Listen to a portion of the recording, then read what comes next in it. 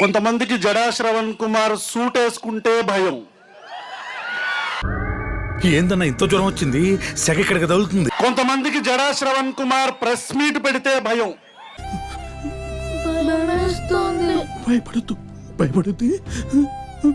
ఎవరు బయటికి రాకండి. ఈ రోజు ఇక్కడికి వచ్చిన పోలీస్ అన్నలకు 2 విషయాలు చెప్పాలని. ఏంట్రా మ్యాటర్? అంకుల్స్ కి ఆంటీస్ని, కాక మీద ఉన్న అంకుల్స్ కి కత్తి లాంటి ఆంటీస్ ని, ఫ్రీగా ఉండే అబ్బాయిలకి ఫ్రిక్ అమ్మాయిల్ని కనెక్షన్ ఇచ్చాం. బ్రోకర్ నా కొడుకులని తెలియక పొరపాటుని ఇక్కడ ఎవడు భయపడేవాడు లేడు.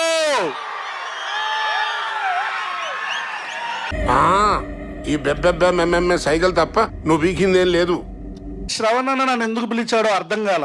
తర్వాత క్రాంతిబాయ్ కాల్ చేశాడు, అన్న నన్ను కూడా పిలిచాడు. తర్వాత ఇట్లా అర్థమైంది ఏంటంటే, ఎందుకు కొట్టానో తెలుసా? అన్న అన్నందుకు. అన్నది ఆడు కదన్నా. నిన్ను కొట్టకూడదా? ఈ రోజు ముగ్గురు గురించి మాట్లాడాను. నెంబర్ 1 నారా చంద్రబాబు నాయుడు. హలో, ఎవరు లేరండి? నేను చంద్రబాబు నాయుడిని. చంద్రబాబు గారా? బాస్ చంద్రబాబు గారు ఇప్పుడే కదా మనం పార్టీ పెడదాం అనుకున్నాం. నెంబర్ 2 నా అభిమాన నటుడు ఉప ముఖ్యమంత్రి శ్రీ కొనిదెల పవన్ కళ్యాణ్ గారు. అదిగా పవన్ కళ్యాణ్ గురించి నీకెందుకురా? అసలు ఆ పవన్ కళ్యాణ్ గారు కొంచెం తెక్కెక్కువ. ఏ గన్నో తీసుకొచ్చి నడి రోడ్లో కాల్చిపాటు చొప్పితే దిక్కు లేకుండా చస్తావు.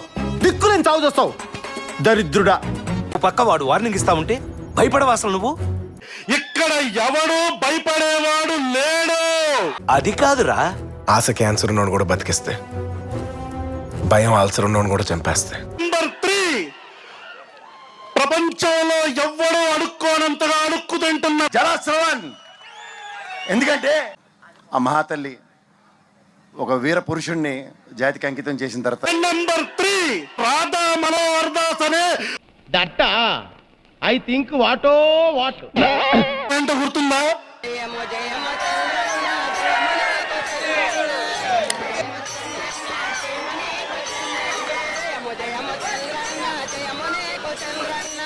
ఓకే సెకండ్ అండి. ఈడు అడుక్కోకపోతే ఈడికి బతుకు లేదు. ఆడు దగ్గరకు వచ్చిన అమ్మాయిల్ని గోకుతాడు. ఆడు క్రిస్టియన్ల గురించి మాట్లాడతాడు.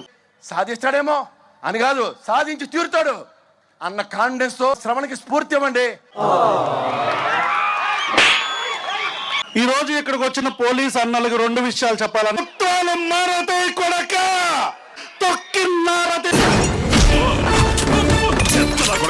ఆంధ్రప్రదేశ్ పోలీసుల గురించి మాట్లాడడానికి నీకేం అర్హత ఉందిరా? ఈ తుపాకీకి ఎదురుగా ఉన్నవాడి స్టేటస్ చూడడం తెలియదురా? ఏది తప్పు ఏది కరెక్ట్ అనేది మాత్రమే చూడడం తెలుసు. కాల్చబట్టావా? కాల్చేయబట్టావా?